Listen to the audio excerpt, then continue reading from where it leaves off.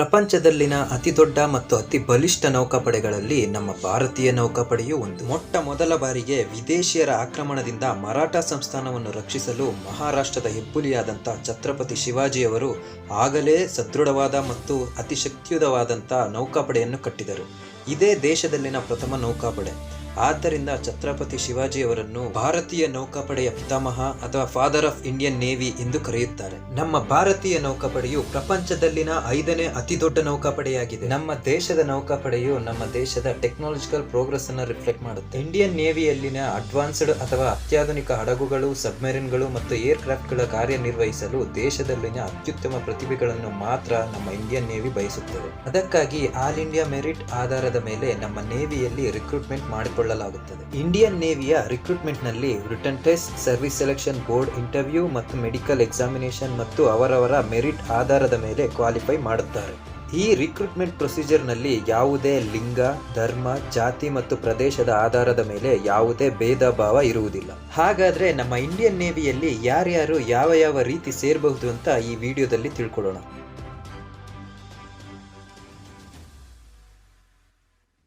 ಮೊದಲನೇದಾಗಿ 10+2 ಅಥವಾ 12 standard candidates. ಇವರು UPSC ಕಂಡಕ್ಟ್ ಮಾಡುವಂಥ NDA ಎಕ್ಸಾಮಿನೇಷನ್ ಅನ್ನು ಅಟೆಂಪ್ಟ್ ಮಾಡಬೇಕಾಗಿರುತ್ತೆ. NDA ಅಂದರೆ ನ್ಯಾಷನಲ್ ಡಿಫೆನ್ಸ್ ಅಕಾಡೆಮಿ. ಈ ಎಕ್ಸಾಮಿನೇಷನ್ ದೇಶದ 3 ಡಿಫೆನ್ಸ್ ಸರ್ವಿಸ್ಗಳಾದ Indian navy, army, air force ಈ 3ಅನ್ನು ಒಳಗೊಂಡಿರುತ್ತದೆ. NDA ಮುಖಾಂತರ ಅಪ್ಲೈ ಮಾಡುವಂಥ ಸ್ಟೂಡೆಂಟ್ಸ್ ಟೆಕ್ನಿಕಲ್ ಸ್ಟೂಡೆಂಟ್ಸ್ ಅಥವಾ ಸೈನ್ಸ್ ಸ್ಟ್ರೀಮ್ ಸ್ಟೂಡೆಂಟ್ಸ್ ಮಾತ್ರ ಆಗಿರಬೇಕು ಮತ್ತು ಇವರ ವಯಸ್ಸು 16ರಿಂದ 19 ವರ್ಷಗಳ ಒಳಗಿರಬೇಕು. ಕ್ಯಾಂಡಿಡೇಟ್ಸ್ 10+2 ನಲ್ಲಿ PCM ಅಂದರೆ ಫಿಸಿಕ್ಸ್, ಕೆಮಿಸ್ಟ್ರಿ, ಮ್ಯಾಥಮೆಟಿಕ್ಸ್ ಅನ್ನು ಕಂಪಲ್ಸರಿಯಾಗಿ ಕಂಪ್ಲೀಟ್ ಮಾಡಿರಬೇಕು. NDA ಎಕ್ಸಾಮಿನೇಷನ್ ನ ನೋಟಿಫಿಕೇಶನ್ ವರ್ಷದಲ್ಲಿ 2 ಬಾರಿ ಅಂದರೆ ಡಿಸೆಂಬರ್, ಜನವರಿ ಮತ್ತು ಜೂನ್, ಜುಲೈ ತಿಂಗಳಿನಲ್ಲಿ ಬರುತ್ತೆ. NDAಗೆ ಅಪ್ಲೈ ಮಾಡಲು UPSCಯ ಅಫಿಷಿಯಲ್ ವೆಬ್ಸೈಟ್ ಆದಂತ upsc.gov.in ನಲ್ಲಿ ಹೋಗಿ ಲಾಗಿನ್ ಮಾಡಿ. ಈ NDA ಎಕ್ಸಾಮಿನೇಷನ್ಗೆ ಕೇವಲ ಅನ್ಮ್ಯಾರಿಡ್ ಮೇಲ್ ಕ್ಯಾಂಡಿಡೇಟ್ಸ್ ಮಾತ್ರ ಅಪ್ಲೈ ಮಾಡಬೇಕಾಗಿರುತ್ತೆ. Next 10+2 BTech candidates.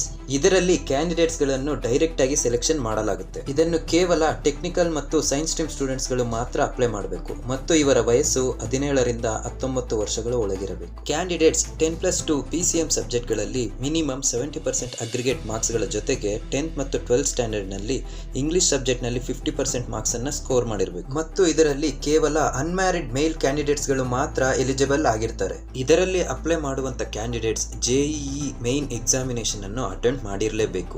ಏಕೆಂದ್ರೆ ಈ JEE ಮೇನ್ ರ್ಯಾಂಕ್ ಆಧಾರದ ಮೇಲೆ ಈ ಕ್ಯಾಂಡಿಡೇಟ್ಸ್ ಗಳ ಸೆಲೆಕ್ಷನ್ ಮಾಡಲಾಗುತ್ತೆ.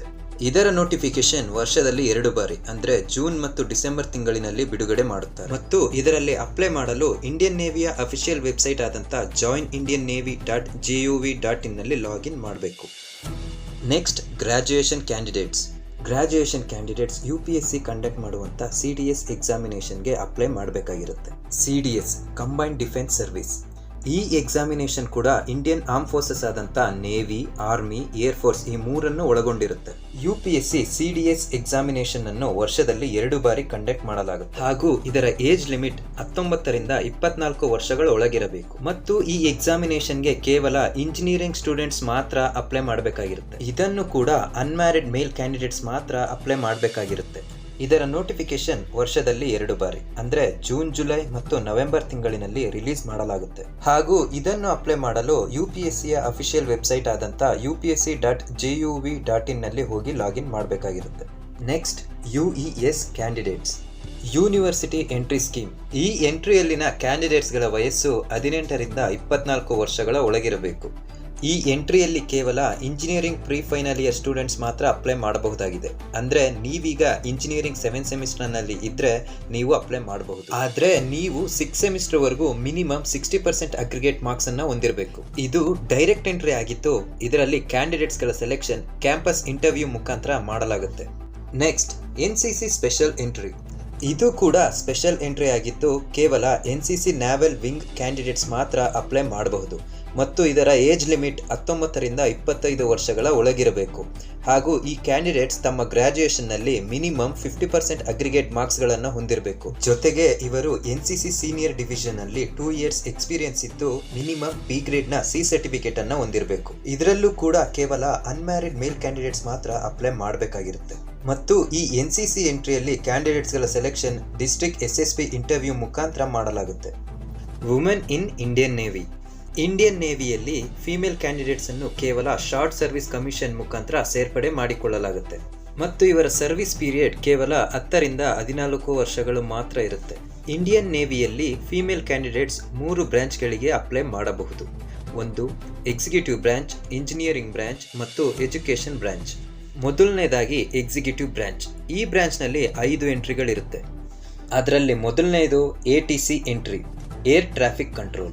ಈ ಎಂಟ್ರಿಯಲ್ಲಿನ ಕ್ಯಾಂಡಿಡೇಟ್ಸ್ಗಳ ಏಜ್ ಲಿಮಿಟ್ 19 ರಿಂದ 25 ವಯಸ್ಸಿನ ಒಳಪಟ್ಟಿರಬೇಕು. ಈ ಎಂಟ್ರಿಗಾಗಿ ಕ್ಯಾಂಡಿಡೇಟ್ಸ್ಗಳ ಬಳಿ 10+2 12 ಸ್ಟ್ಯಾಂಡರ್ಡ್ನಲ್ಲಿ ಫಿಸಿಕ್ಸ್ ಮತ್ತು ಮ್ಯಾಥಮೆಟಿಕ್ಸ್ ಜೊತೆಗೆ BTech ಅಥವಾ ಇಂಜಿನಿಯರಿಂಗ್ ಡಿಗ್ರಿ ಕಂಪಲ್ಸರಿಯಾಗಿ ಇರಬೇಕಾಗಿರುತ್ತೆ. ಮತ್ತು ಇದರ ನೋಟಿಫಿಕೇಶನ್ ವರ್ಷದಲ್ಲಿ 1 ಬಾರಿ ಅಂದರೆ ಏಪ್ರಿಲ್ ತಿಂಗಳಿನಲ್ಲಿ ಬರುತ್ತೆ. ಮತ್ತು ಇದರಲ್ಲಿ ಅಪ್ಲೈ ಮಾಡಲು ಬಯಸುವವರು ಇಂಡಿಯನ್ ನೇವಿಯ ಅಫಿಷಿಯಲ್ ವೆಬ್ಸೈಟ್ ಆದಂಥ joinindiannavy.gov.in ನಲ್ಲಿ ಲಾಗಿನ್ ಮಾಡಬೇಕು. Next observer entry. ಈ ಎಂಟ್ರಿಯಲ್ಲಿನ ಕ್ಯಾಂಡಿಡೇಟ್ಸ್ಗಳ ಏಜ್ ಲಿಮಿಟ್ 19 ರಿಂದ 24 ವಯಸ್ಸಿನ ಒಳಪಟ್ಟಿರಬೇಕು. ಈ ಎಂಟ್ರಿಗೆ ಕೇವಲ ಇಂಜಿನಿಯರಿಂಗ್ ಗ್ರಾಜುಯೇಟ್ಸ್ ಮಾತ್ರ ಅರ್ಹರಾಗಿರುತ್ತಾರೆ ಮತ್ತು ಇದರ ನೋಟಿಫಿಕೇಶನ್ ವರ್ಷದಲ್ಲಿ 2 ಬಾರಿ ಅಂದರೆ ಮಾರ್ಚ್ ಮತ್ತು ಅಕ್ಟೋಬರ್ ತಿಂಗಳಿನಲ್ಲಿ ಬರುತ್ತೆ. ಇದಕ್ಕಾಗಿ ನೀವು joinindiannavy.gov.in ನಲ್ಲಿ ಲಾಗಿನ್ ಮಾಡಬೇಕು. Next logistic entry.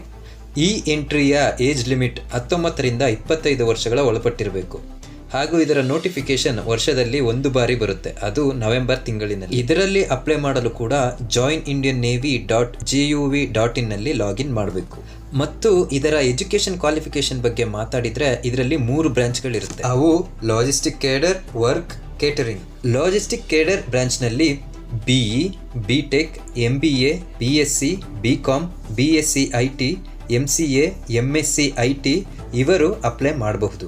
ವರ್ಕ್ ಬ್ರಾಂಚ್ನಲ್ಲಿ ಸಿವಿಲ್ ಬ್ರಾಂಚ್ನ ಇಂಜಿನಿಯರಿಂಗ್ ಸ್ಟೂಡೆಂಟ್ಸ್ ಅಥವಾ ಆರ್ಕಿಟೆಕ್ಟ್ನ ಗ್ರಾಜುಯೇಟ್ಸ್ ಅಪ್ಲೈ ಮಾಡಬಹುದು. ಇನ್ನು ಕೇಟರಿಂಗ್ ಬ್ರಾಂಚ್ನಲ್ಲಿ MSc HM, MBA HM, BSc, BA graduates apply ಮಾಡಬಹುದು. Next pilot entry. ಈ ಎಂಟ್ರಿಯಲ್ಲಿ ಕ್ಯಾಂಡಿಡೇಟ್ಸ್ಗಳ ಏಜ್ ಲಿಮಿಟ್ 19 ರಿಂದ 24 ವರ್ಷಗಳ ಒಳಗಿರಬೇಕು.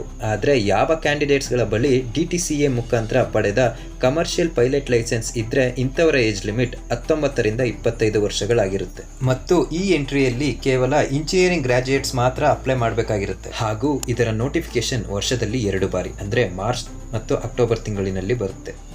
ಇದನ್ನು ಸಹ ಅಪ್ಲೈ ಮಾಡಲು joinindiannavy.gov.in ನಲ್ಲಿ ಹೋಗಿ ಲಾಗಿನ್ ಮಾಡಬೇಕು. ಎಕ್ಸಿಕ್ಯೂಟಿವ್ ಬ್ರಾಂಚ್ನ ಕೊನೆಯ ಎಂಟ್ರಿ ಆದಂಥ ಲಾ ಎಂಟ್ರಿ. ಈ ಎಂಟ್ರಿಯಲ್ಲಿನ ಕ್ಯಾಂಡಿಡೇಟ್ಸ್ಗಳ ಏಜ್ ಲಿಮಿಟ್ 22 ರಿಂದ 27 ವರ್ಷಗಳ ಒಳಗಿರಬೇಕು ಹಾಗೂ ಇದರಲ್ಲಿ ಕೇವಲ ಲಾ ಡಿಗ್ರಿ ಗ್ರಾಜುಯೇಟ್ಸ್ ಮಾತ್ರ ಅಪ್ಲೈ ಮಾಡಲು ಸಾಧ್ಯ ಮತ್ತು ಇದರ ನೋಟಿಫಿಕೇಶನ್ ವೇಕೆನ್ಸಿ ಆಧಾರದ ಮೇಲೆ ಬಿಡುಗಡೆ ಮಾಡಲಾಗುತ್ತೆ. Next engineering branch. ಇದರಲ್ಲೂ ಕೂಡ 2 ಬ್ರಾಂಚ್ಗಳಿವೆ. ಅದರಲ್ಲಿ ಮೊದಲನೆಯದು ನ್ಯಾವಲ್ ಆರ್ಕಿಟೆಕ್ಚರ್. ಇದರಲ್ಲಿ ಕ್ಯಾಂಡಿಡೇಟ್ಸ್ಗಳ ಏಜ್ ಲಿಮಿಟ್ 19 ರಿಂದ 25 ವರ್ಷಗಳ ಒಳಗಿರಬೇಕು ಹಾಗೂ ಈ ಬ್ರಾಂಚ್ನಲ್ಲಿ ಅಪ್ಲೈ ಮಾಡುವಂಥ ಕ್ಯಾಂಡಿಡೇಟ್ಸ್ ಕಂಪಲ್ಸರಿಯಾಗಿ 60% ಅಗ್ರಿಗೇಟ್ ಮಾರ್ಕ್ಸ್ ಜೊತೆಗೆ mechanical, civil, aeronautical, metallurgy, ನ್ಯಾವಲ್ architecture ಜೊತೆಗೆ ಇಂಜಿನಿಯರಿಂಗ್ ಡಿಗ್ರಿಯನ್ನು ಕಂಪ್ಲೀಟ್ ಮಾಡಿರಬೇಕು. ಮತ್ತು ಇದರ ನೋಟಿಫಿಕೇಶನ್ ವರ್ಷದ ನವೆಂಬರ್ ತಿಂಗಳಿನಲ್ಲಿ ರಿಲೀಸ್ ಮಾಡುತ್ತಾರೆ ಹಾಗೂ ಇದನ್ನು ಅಪ್ಲೈ ಮಾಡಲು ಅಫಿಷಿಯಲ್ ವೆಬ್ಸೈಟ್ ಆದಂಥ joinindiannavy.gov.in ನಲ್ಲಿ ಲಾಗಿನ್ ಮಾಡಬೇಕು. ನೆಕ್ಸ್ಟ್ ನ್ಯಾವಲ್ ಆರ್ಮಮೆಂಟ್ ಇನ್ಸ್ಪೆಕ್ಟೊರೇಟ್ ಅಂದರೆ NAI ಅಂತಲೂ ಸಹ ಕರೆಯುತ್ತಾರೆ. ಇದರಲ್ಲಿ ಅಪ್ಲೈ ಮಾಡುವಂಥ ಕ್ಯಾಂಡಿಡೇಟ್ಸ್ಗಳ ಏಜ್ 19 ವರ್ಷ 6 ತಿಂಗಳಿನಿಂದ 25 ವರ್ಷಗಳ ಒಳಗಿರಬೇಕು.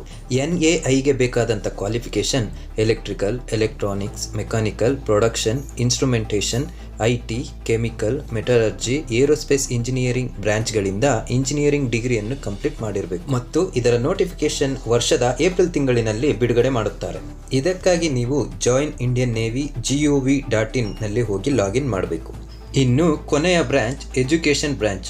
ಈ ಬ್ರಾಂಚ್ಗೆ ಅಪ್ಲೈ ಮಾಡುವ ಕ್ಯಾಂಡಿಡೇಟ್ಸ್ಗಳ ಏಜ್ 21 ರಿಂದ 25 ವರ್ಷಗಳ ಒಳಗಿರಬೇಕು. ಈ ಬ್ರಾಂಚ್ನಲ್ಲಿ ಅಪ್ಲೈ ಮಾಡಲು physics, mathematics, chemistry, English, computer science ಸಬ್ಜೆಕ್ಟ್ಗಳಲ್ಲಿ ಯಾವುದಾದ್ರೂ ಒಂದು ಸಬ್ಜೆಕ್ಟ್ನಲ್ಲಿ ಮಾಸ್ಟರ್ ಡಿಗ್ರಿ ಕಂಪಲ್ಸರಿ ಇರಲೇಬೇಕು.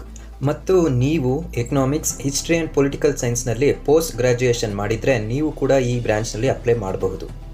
ಹಾಗೂ ಎಲೆಕ್ಟ್ರಿಕಲ್, ಕಂಪ್ಯೂಟರ್ ಸೈನ್ಸ್ ಅಥವಾ ಟೆಕ್ನಾಲಜಿ ಬ್ರಾಂಚ್ಗಳ ಇಂಜಿನಿಯರಿಂಗ್ ಗ್ರಾಜುಯೇಟ್ಸ್ ಕೂಡ ಈ ಬ್ರಾಂಚ್ಗೆ ಅಪ್ಲೈ ಮಾಡಬಹುದು. ಈ ಬ್ರಾಂಚ್ನ ನೋಟಿಫಿಕೇಶನ್ ವರ್ಷದ ಏಪ್ರಿಲ್ ತಿಂಗಳಿನಲ್ಲಿ ರಿಲೀಸ್ ಮಾಡುತ್ತಾರೆ ಹಾಗೂ ಇದರಲ್ಲಿ ಅಪ್ಲೈ ಮಾಡಲು ಕೂಡ joinindiannavy.gov.in ನಲ್ಲಿ ಲಾಗಿನ್ ಮಾಡಿ. ಈ ಎಲ್ಲ ಎಕ್ಸಾಮಿನೇಷನ್ಗಳಲ್ಲಿ ಶಾರ್ಟ್ ಲಿಸ್ಟ್ ಆದಂಥ ಕ್ಯಾಂಡಿಡೇಟ್ಸ್ಗಳನ್ನು ಸರ್ವಿಸ್ ಸೆಲೆಕ್ಷನ್ ಬೋರ್ಡ್ ಇಂಟರ್ವ್ಯೂ ಮುಖಾಂತರ ಆಯ್ಕೆ ಮಾಡಿಕೊಳ್ಳಲಾಗುತ್ತದೆ. ಈ ಇಂಟರ್ವ್ಯೂ 3-4 ದಿನಗಳು ನಡೆಯುತ್ತವೆ.